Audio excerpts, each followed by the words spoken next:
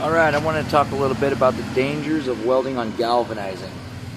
Now, you can't really see, but this is galvanized. I welded the other side already, so you can see the burnt galvi on this side. Now, I'm going to point the camera over there towards this light, and that will show how much steam, smoke, and galvi grossness could potentially be going into your lungs if you're not wearing a respirator.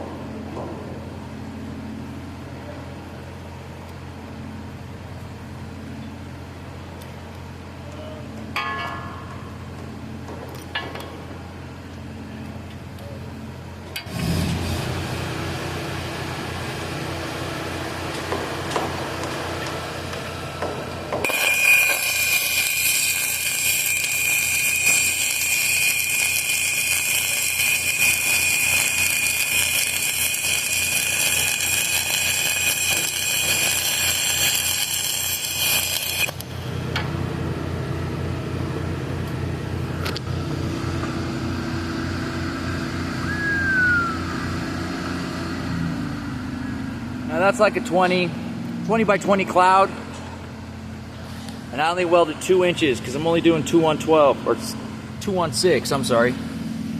That little weld caused all that smoke, and that could have been going right in my lungs.